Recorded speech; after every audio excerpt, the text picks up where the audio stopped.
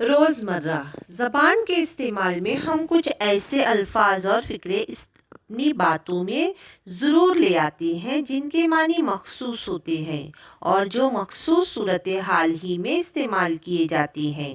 مثلاً سبق مرچ نامہ میں آنے والے یہ فقرے: نمبر 1، خدا کی مار، منہ میں آگ لگ گئی۔ نمبر 2، مگر دلی، الہی تیری پناہ۔ نمبر 3، مرتے دم تک لال رہتی ہے۔ نمبر 4، کیا مجال جو دھوپ سے ان کے رنگ و روغن میں فرق آتا ہو۔ خط کشیدہ الفاظ ہے اس میں: خدا کی مار، الہی تیری پناہ، مرتے دم تک، کیا مجال۔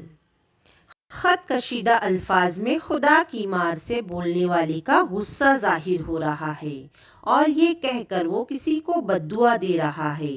الہی تیری پناہ فقرے سے حیرت کا اظہار ہو رہا ہے۔ مرتے دم تک کہنے سے یہ نہیں سمجھنا چاہیے کہ بولنے والا مر جانا چاہتا ہے، بلکہ ایسا کہہ کر وہ کسی کام کو آخر تک کرتے رہنے کا عہد کر رہا ہے۔ کیا مجال ہے معلوم ہو رہا ہے کہ کہنے والے کو اپنی بات پر اعتبار ہے۔ الفاظ کے ایسے مجموعوں کو روزمرہ کہا جاتا ہے۔ ہم ایسے لفظوں اور فقروں کا استعمال روز کی بات چیت میں ضرور استعمال کرتے ہیں۔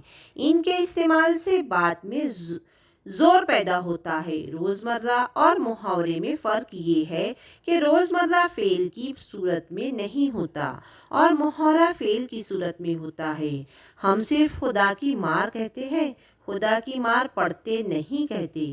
آپ جانتے ہیں کہ محاورہ اپنے آخر میں فعل پر ختم ہوتا ہے، مثلاً نام دھرنا، منہ نہ لگانا وغیرہ۔